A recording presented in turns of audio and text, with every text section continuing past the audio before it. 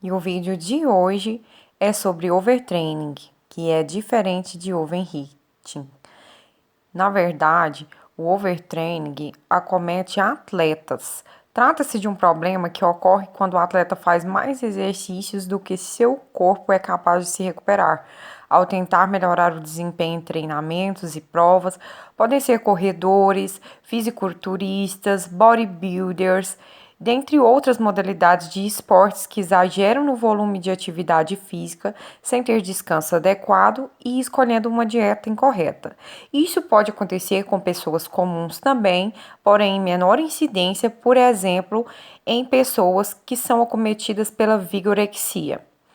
Pode ser necessário que alguns desses atletas de alta performance recebam alguma orientação nutricional e suplementem alguns nutrientes, como, por exemplo, glutamina, ômega 3, os antioxidantes, como os flavonoides, a vitamina A, E, C, selênio, zinco, cromo, dentre outros que também podem ser utilizados como fortalecedores do sistema imunológico deste praticante de atividade física intensa ou deste atleta. Essas informações estão no G1. Se vocês quiserem conferir pesquisas com fisiologistas do esporte e médicos e treinadores. Os antioxidantes fortalecem bastante o sistema imunológico, junto com os minerais adequados, junto com as vitaminas corretas, o que deve ser prescrito por um médico do esporte, por uma nutricionista ou mesmo por um nutrólogo. Pode ser interessante também utilizar os BCAAs, que são aminoácidos de cadeia ramificada, bebidas energéticas, por exemplo, ou balas, suplementos de carboidrato em géis que aumentem esse aporte de carboidrato de alta absorção durante a atividade física para que o atleta não se sinta extenuado. É importante a inclusão de uma dieta saudável, prato colorido, com frutas, verduras e legumes.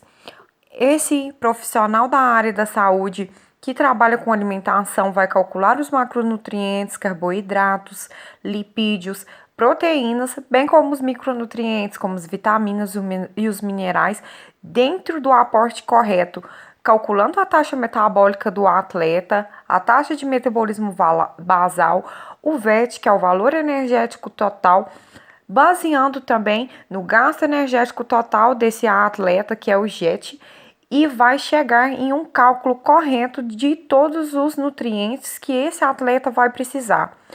Não sendo possível conseguir essa biodisponibilidade só com alimentação, nós vamos promover essa suplementação, seja com suplementos alimentares em cápsulas, ou seja em pós, em shakes de diversas formas, líquidos, géis de carboidrato, dentre várias outras formas que a gente consegue chegar no aporte correto de calorias, de minerais, de micronutrientes e macronutrientes.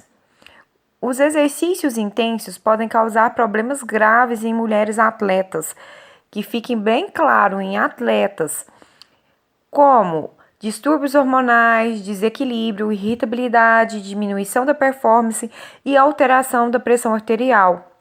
Nós mulheres já temos essa propensão maior de ter esses desequilíbrios hormonais, esses descontroles. Então, a mulher a atleta ela tem que ficar bem atenta nisso.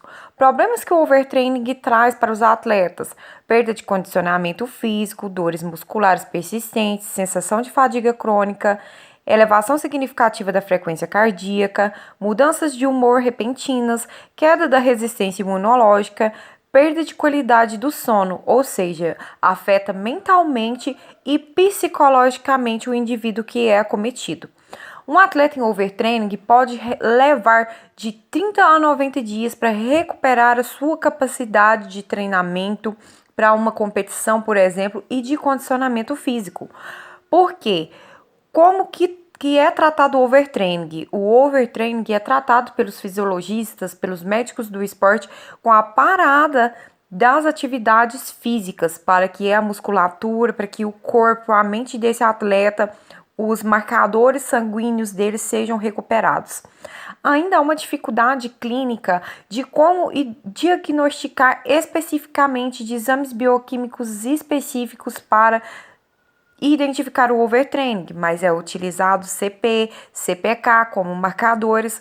Logicamente que um praticante de atividade física vai ter seu CPK aumentado, mas quando esse índice é aumentado drasticamente, então nota-se que a capacidade vezes a resistência está tendo um distúrbio ali, que pode sim indicar um overtraining.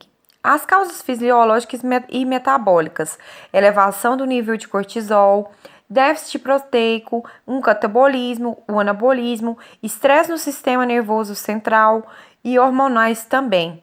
É preciso analisar todos esses fatores juntamente com o quadro clínico do atleta, o rendimento que cai no treinamento, juntamente com esses marcadores bioquímicos, os exames bioquímicos que podem ser realizados, e só um profissional gabaritado que trabalha mesmo com o esporte vai saber identificar o que é realmente um overheating ou um overtraining.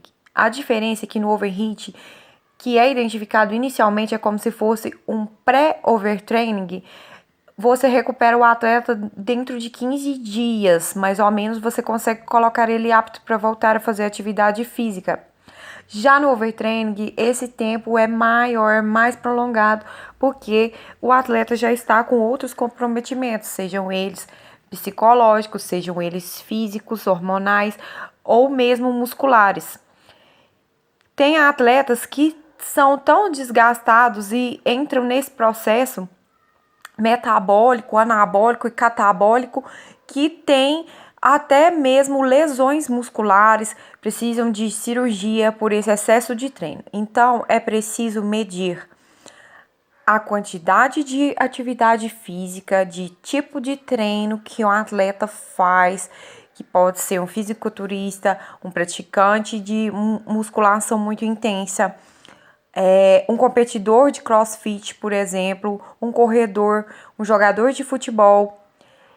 E existe a diferença, você precisa saber diferenciar um treino forte, que você é capaz de sair de casa, treinar e voltar, de um overtraining.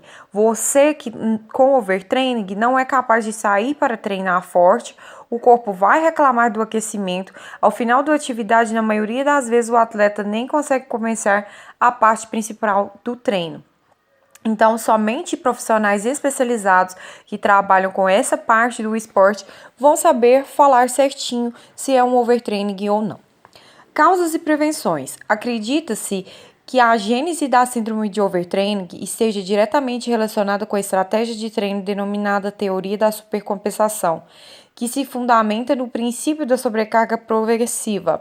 Essa teoria afirma que as reservas energéticas gastas durante o processo de contração muscular são repostas apenas no período de recuperação, ou seja, o período de descanso. Os exercícios intensos podem causar problemas graves quando não há um acompanhamento de um profissional, de um treinador, de um nutricionista, de um nutrólogo, de um médico do esporte fisiologista.